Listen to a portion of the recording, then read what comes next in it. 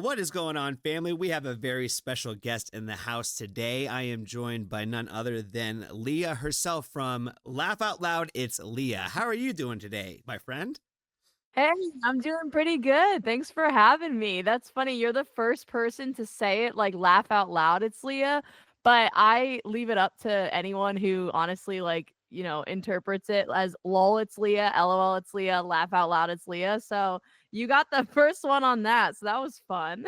Hey, I'm typically the first for a lot of things. I tell people all the time on my channel that when I make my song assessments, that a lot of times I'm typically wrong. But that's one of the things that I like about the art of music is that I think that it is supposed to be open for interpretation. So Yeah.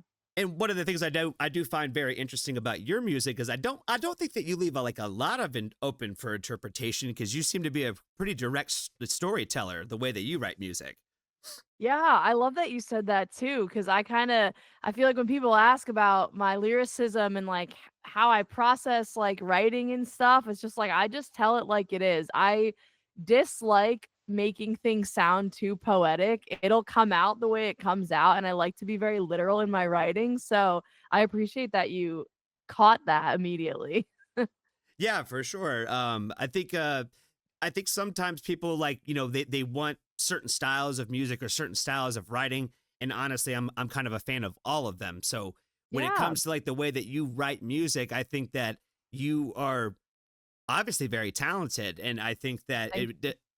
I think I was reading like in your bio on your Spotify that I think it was like comparing yourself to like early Fallout Boy style. And before I even read that, I was like, that's what she reminds me of. Is that like her kind of Ooh. style kind of reminds me of someone like Pete Wentz, where you do tell it like it is. Sometimes it can be a little bit more poetic, and sometimes it's just a little bit more blunt. But I think that's one of the things that makes you unique and different in your writing is the fact that it doesn't seem like you hold punches. If it's on your thought, if it's on your heart and mind, you write it down, and I love that about you. Yeah, thank you so much. I appreciate that observation. I wrote my bio by myself, but I've heard some Fallout Boy. I'm inspired by I also have Artist versus Poet in there. My favorite band's Mayday Parade. So I've also gotten Simple Plan. So it's kind of fun to see what people hear my music as or compare the artist to. Cause as a woman, we get a lot of Avril Lavigne, Paramore, which love them, but I really wouldn't compare myself to either one of those artists as much as I would to some of the ones I've listed. So that's cool that you got that too. Yeah, like I said, as it's really for me, it was kind of really hard to kind of pinpoint what I thought or maybe thought your inspirations might be. My mind kind of went to a little bit of like what I like in all time low, but when Mhm. you mentioned bands like Mayday Parade, Simple Plan, like I'm like I hear all of that too. So That's all cool. of all of that little pocket of that decade of music is what I feel like you're really kind of revitalizing, and I feel like you're Yeah. doing it more in the better ways than a lot of other people are today. I appreciate it. I try to take all of that and then bring a modern twist to it cuz I mean, there's a ton of artists that I'm thinking of right off the top of my head that are doing really well in recreating that pop punk as it was exactly how it is today, like just being a new version of that. And I like listening to that, but I don't want to be just like direct pop punk. I want to have those elements that make people I don't know, hear it and they're like, that sounds like, oh, I mean, none of it's like original or new, but they'll listen and be like, oh, pop punk. Oh, wait, this is like refreshing. There's a catchy hook in there. There's some like synthy elements. And then obviously that goes back to like the neon pop punk time and just like kind of modernizing that is has been a really fun task that I feel like I've tackled the past couple of years. No, absolutely, and I think it definitely shines through in your debut project for sure. Don't kill me because I don't know what like I'm terrible about song names. I used to be so great You're at it, good. but I'm terrible about songs names now. But when you were talking about that, that was one of the things I thought about really just listening to really all of the music that you put out thus far has been that you like to add extra little elements and not make it simple. Like a lot of bands I feel, and not to put any names out there, but there are a lot of great bands out there. But sometimes I think a lot of times they're little too much just recreating what they already know and already sound. And Yeah. and it's good enough for them, right? Like it's good enough, but I feel like you listen to it again and you put the extra little flair in it. And like like again, I can't remember the song, but the one song when you do the little la da da da da da's, like Yeah, kind call of it a it, fling. call it a fling. Yes, you just add that extra little flair and element to like each one of your records, which I think makes it individual and makes it like your own little stamp of pop punk, if you will. Yeah, thank you. I appreciate that. That's like literally what I was kind of saying. And I mean, I love listening to just like a classic good pop punk track, whether it was created like 15 years ago or today. But I don't know. I think Mayday Parade does it well, and I'm always gonna kind of make, make it back to them because they're my favorite band, and I know every single song and have listened so much that I've probably picked up a lot of habits from them and what they're creating. But even like their new music today, like they do something to keep it just a little bit, I mean, in simple terms, like on the poppier side. And as you said, you listen to like my past music. I don't know how far you went back, but I used to do a lot of pop music, and I was always inspired by pop music, and I still do love pop music, but pop punk is like where, my roots started. Where like discovering my own, bands that I discovered myself kind of like started from that pop punk realm, and like the I don't know, like the acoustic emo and like techno, like pop punk kind of intertwine back in like 2008, 2009 and whatnot. So to, I guess, like make it, from that inspiration into today's music, it does get a little bit poppier. But I still classify myself under the pop punk category. But yeah, I try to do it. I try to do it like the bands that I love are keeping it fresh and doing that. No, and I think that you absolutely do that. And I feel like, when it comes to like your debut project, Nothing Lasts Forever, which came out in October great month. I was born in October. So and Halloween's also in October. So you got to love October. Yes, it's a So great month. obviously this October was a great month for you with releasing that project, and for me, there's not a skip on the record, and it's really hard to do that. I when I throw it on, I listen to it from the start to the finish, and I love the way that it flows. Like I wouldn't change anything about the placement of your songs. I think that each one of them, even though they have like some similarities and whatnot to it, there's a overall flow to the record, and I think that that's really great, and it shows a lot of your diversity like throughout the entire thing as well. Because like even your slow songs, you got good bangers as for slow songs. Like I Thank wouldn't you. I wouldn't typically like a song title that's called This Crap Shoot I Call Love, but you have made me a believer in that. You know what I'm saying? Like I believe that's your Oh, story, and I love it. It really carries through and shines through really well in that project. thank you so much. It's funny you say that because like two things I want to touch upon. I am like a ballad. Like, I love ballads. I've always written ballads. I've been writing ballads since I was like 6, 7, 8 years old. And so to find a way to incorporate that back into like the music I'm putting out today, it's funny that you say slow song because I consider that a slow song too. And like that one and Nothing Lasts Forever feel like slow songs to me, but there still has that like driving moment and that Yeah. yelling and that shouting that kind of like keeps it upbeat. So it's funny you call it slow songs because I do too, but I don't know if other people would.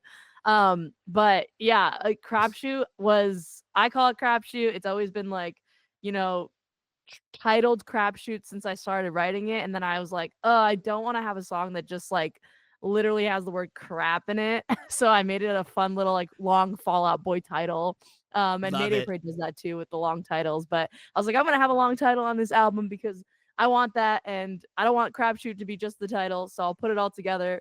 So hopefully it's a little bit more appealing now that it's just not poop title, but Yeah, I thought I again that I felt that Fall Out Boy inspiration, that Mayday Parade inspiration with the long drawn out title where it may or may have nothing to do with the actual song. And I've always appreciated all the memes now that are coming out now to kind of make fun of those bands yeah. that did that for forever and for that time frame and period. But I thought about asking you this question as the initial icebreaker question, but I'll leave it open to you. Are you ever going to tell anybody who your favorite singer is? Who were you talking about in that song? I've gotten that question a couple times. It took a while for I got it in person a lot. It took a while for podcasts and like interviews to actually ask that. I think I've only gotten it once.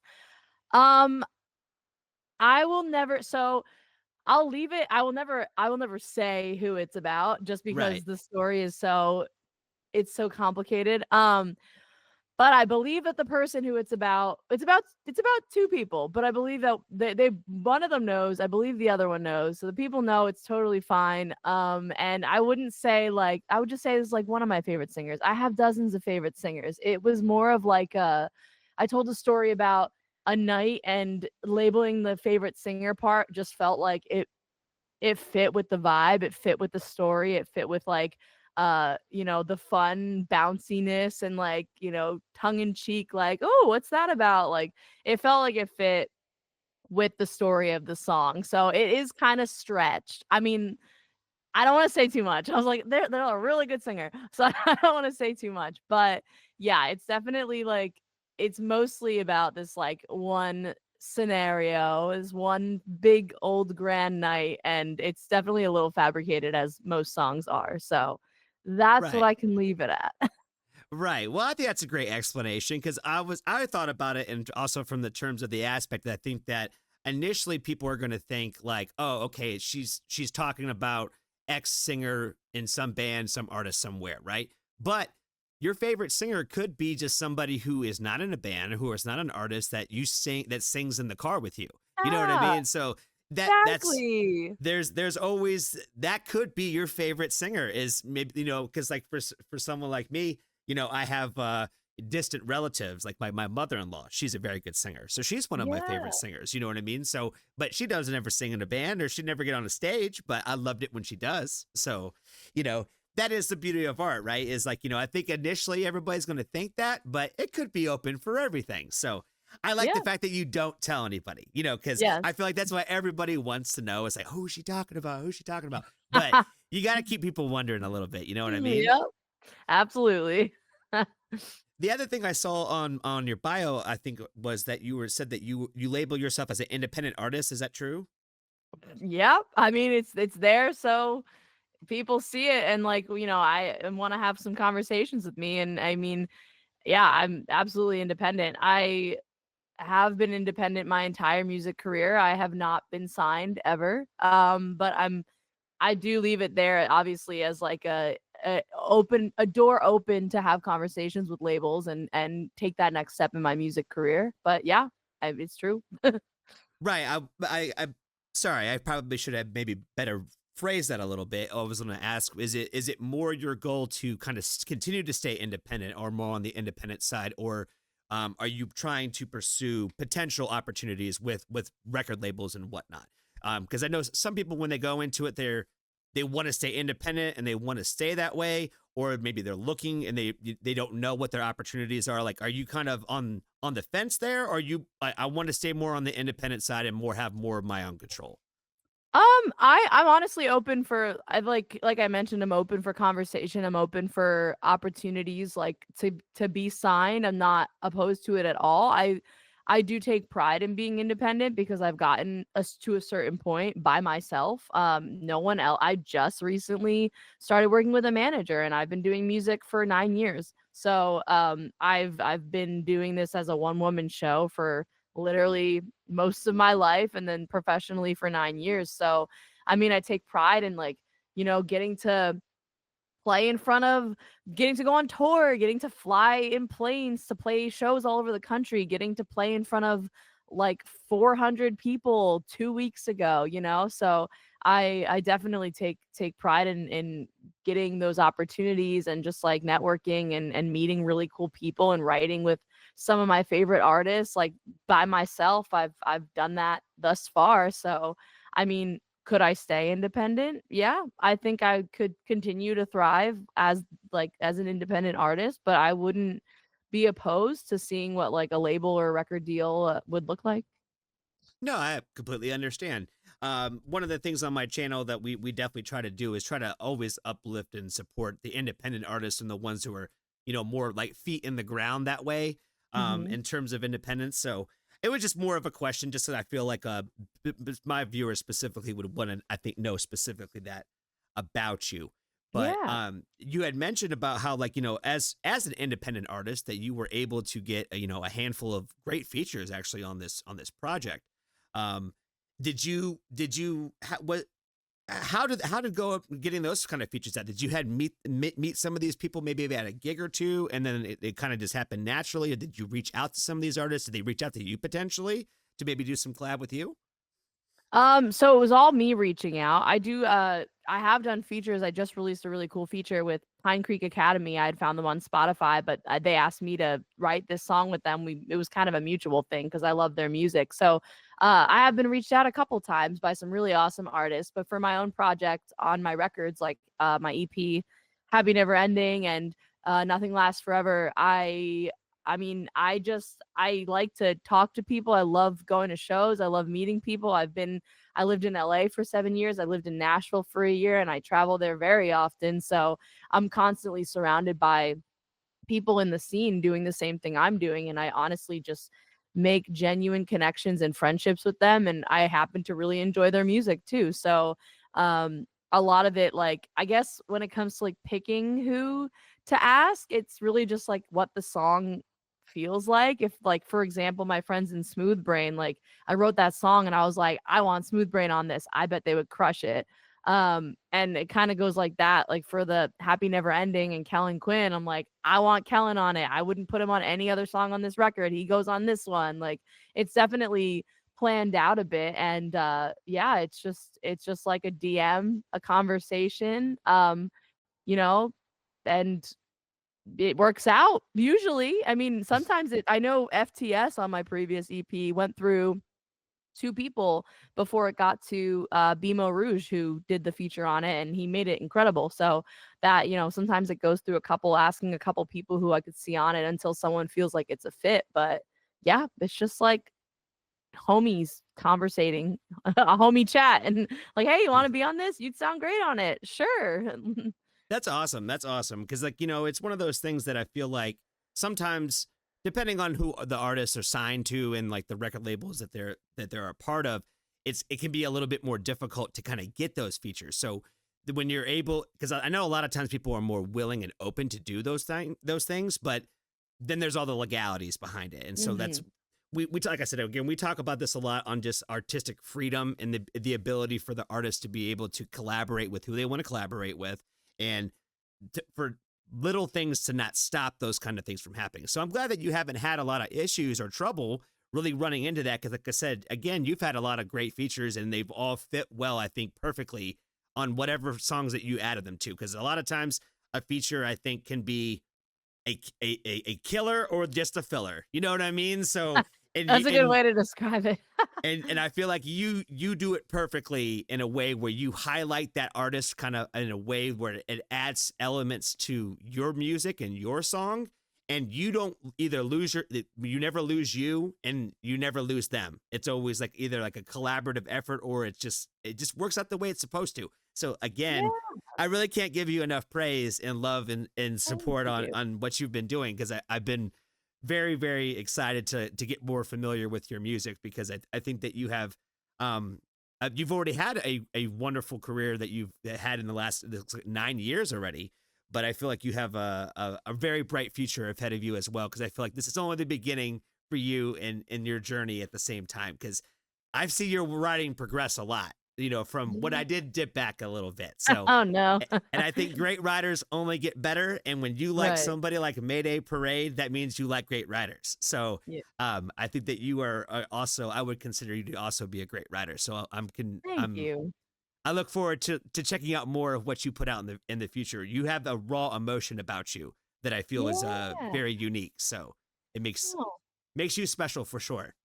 that's awesome. I appreciate that so much. I'm so glad that comes across in my music. And like, this is our first time chatting, and it's cool that that's what you picked up. Cause I would agree. It's like I got that, I have all these feelings, I have all these emotions, and like I was like fortunate enough to be given the ability to like put them in a song and it like make a career out of that. So it's definitely really cool, and I appreciate that it doesn't go unnoticed. No, absolutely. It's one of those things that I think that to do what you do in period, just to even write a song and to put it out there in the world for anybody to have criticism about it is just a very brave act. So what you and other artists and bands do, and open yourself up that way, I think it's a very pure thing that whether it's your cup of tea or not, you have to respect the fact that somebody is sharing a part of themselves with us. And Yeah. sometimes it's better than others, and sometimes, they slap like your music does, and sometimes, it falls a little short. So, but at the end of the day, you I think have a strong enough range where no matter what you're going to kind of experiment with, it's going to probably come across really cool. Because again, you Mhm. you have a very raw, unique energy to the way that you deliver like your storytelling that I find, like when you did a show with games we play. Mhm. I feel very similar. Kind of the way that he writes music, I think, has a very similar style where it is very much like this is just what's on my heart and mind, and I'm gonna Yeah. put it out there. So that parallel and that pairing I thought was actually really cool. I was like, oh, this is like two versions of the same cloth right That's what here. I thought too, and I was like, "This would be perfect. This would be perfect for, like, a tour," and it's funny because I had found him on Spotify years ago, and we had become mutuals in LA, and just I've seen him out a lot. We'd see each other at events and stuff, and so I knew Emin before, like, obviously getting the opportunity to play on stage with him, but I had heard a song, and he wasn't even really that big. He had a couple, like, maybe 20,000 streams or whatever, and I heard one of his songs, and I was like, this is the kind of music I want to make. Like it's gonna sound just like this. Like that's already what's going on in my head. And the more he was putting out stuff, I was like, oh my God, I feel like I don't want to steal his deal, because he's definitely doing something great and it's his personality. And he puts himself out there probably a little more than I would myself. But I do love like in his writing and the production and stuff, it felt extremely aligned. So I was like, I don't know, like a female version of this, like opening for the show. It felt really cool. It felt like it fit really well, and his fans really loved it too. So I felt like it was That's a good awesome. match as well. That's awesome. That's what I was saying. I'm like, if they like him, I think that they would definitely like you. So Yeah. it's like, hey, this is like another version of like what he does, and so but you're getting that female perspective, which I think for me, is the more uniquer perspective because all the bands that we've talked about I think Yeah. nothing but male fronted Ben. bands except for we mentioned Paramore and Avril Lavigne because people will Yeah. compare you to them just because your hair is different colors, which is very cool, by the way. Exactly.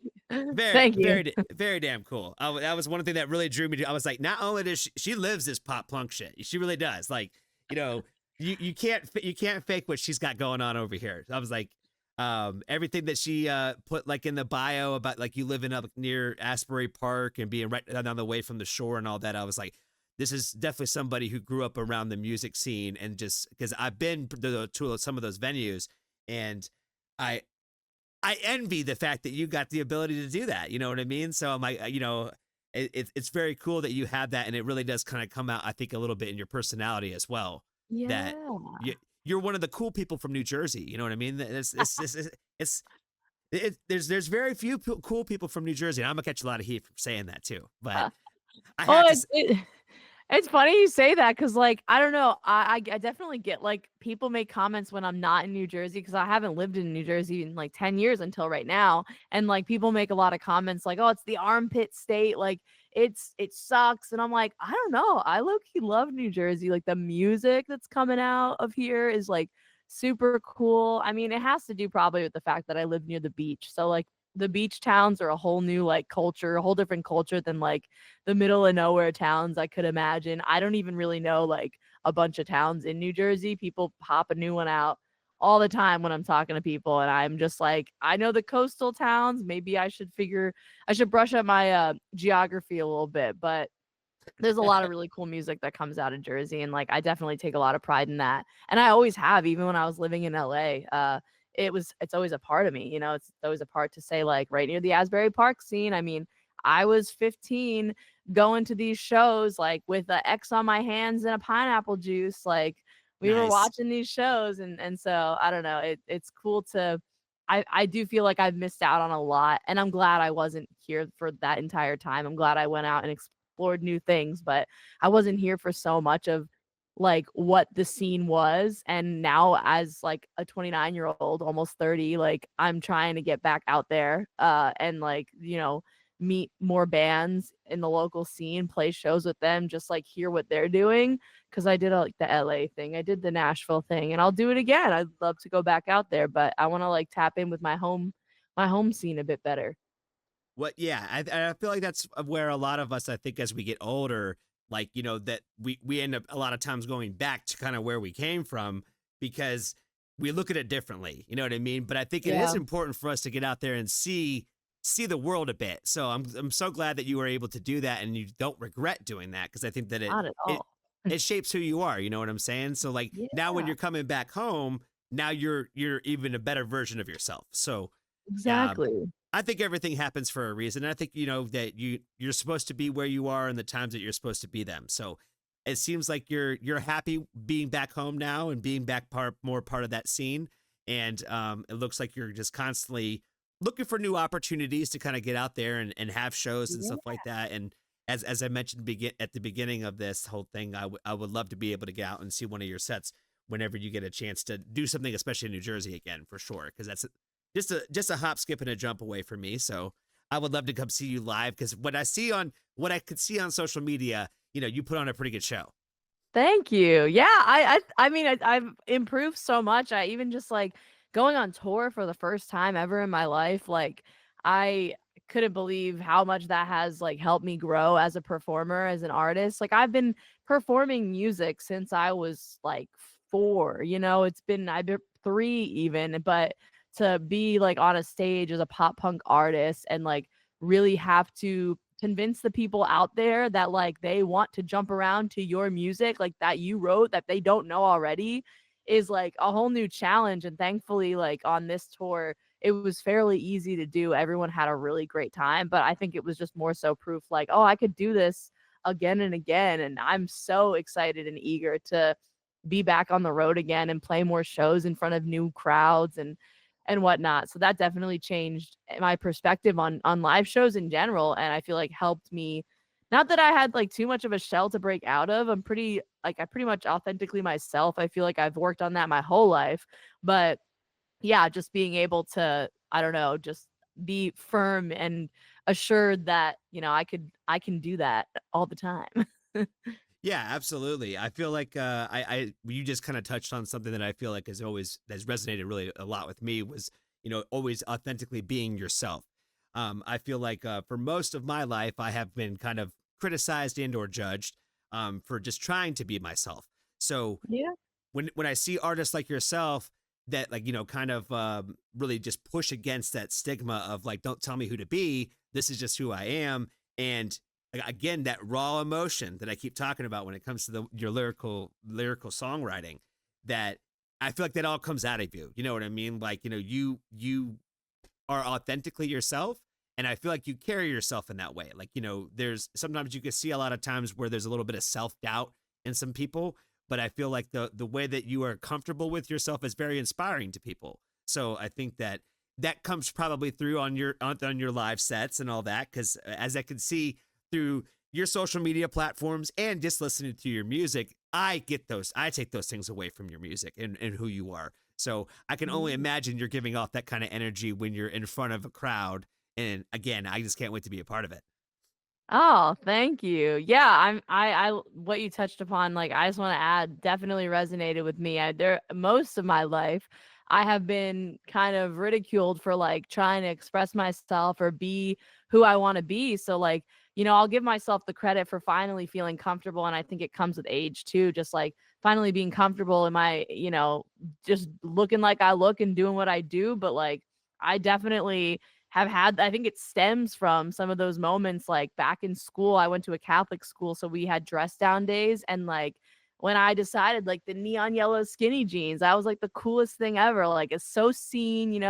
Like today I would have been like that person's so cool for wearing them, but back then like I literally was like pointed and laughed at in high school for doing stuff Yep. like that. And a lot of the time, even getting tattoos, like I've been getting tattoos since I was like 16, and I started getting a couple removed at like 20 because people would just look at me funny. And I'm glad that I don't feel that way anymore. I'm proud of, I'm getting tattooed again and I'm feeling better about it. But like the fact that, being bullied like that just for existing, and like I don't even have it as bad as some people. I'm just an alternative looking person. Like people have to live with that every day. And so I just it took a lot, but like that definitely encouraged me to like, I don't know if I could curse on here, so take it out Oh, if I go ahead. can't, but Go ahead. say fuck it Say, and just like be the person that I've literally wanted to be like since I was little.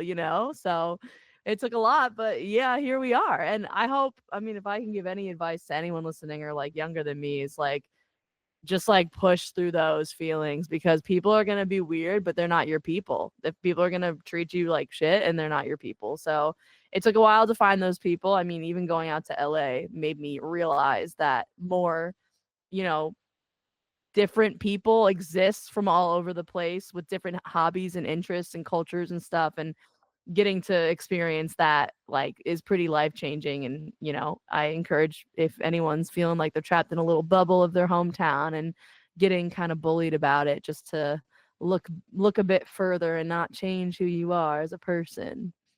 yes, I feel like it's one of those things that I think it's important for people to hear stuff like what you just said, because at the end of the day, when we were talking, it made me think about just like what I would try to say to somebody as well, where it's just we heard so much of the same things, probably, growing up in those kinds of scenes and just and Yeah. being drawn to those kinds of things, that liking it, thinking it was cool, and not being scared of the things that like look different to us. And we none of us took our own advice, you know what I mean? When we were those ages, we didn't listen to anybody else that was above us and older than us. I feel like, we all have to kind of learn in our own way, but Right. I would echo that sentiment of like just push through that.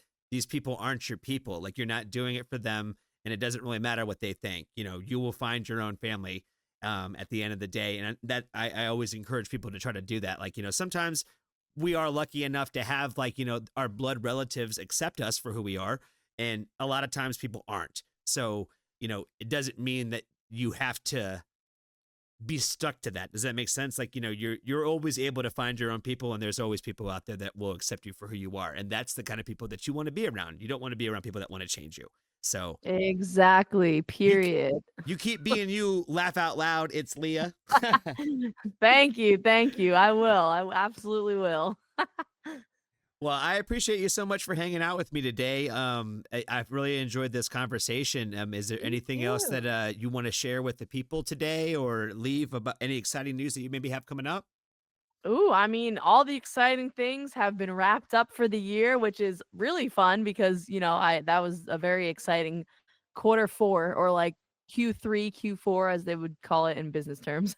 But I'm excited for 2025, working on some new music and hopefully getting some fun shows. I don't have exact info yet or dates or anything, but all I could say is that there's a lot of stuff in the works and I'm gonna be Awesome. busy. So keep an eye Awesome. out. Awesome. Well, you definitely make sure that you take this holiday season to get rested up and prepared for next year, because I'll I'm try. excited for everything that you have coming down the pipeline, and I'm sure everybody else is going to be excited as well. Thank you so much. I appreciate it. That was great. Thank you so much. I appreciate you for hanging out with me today.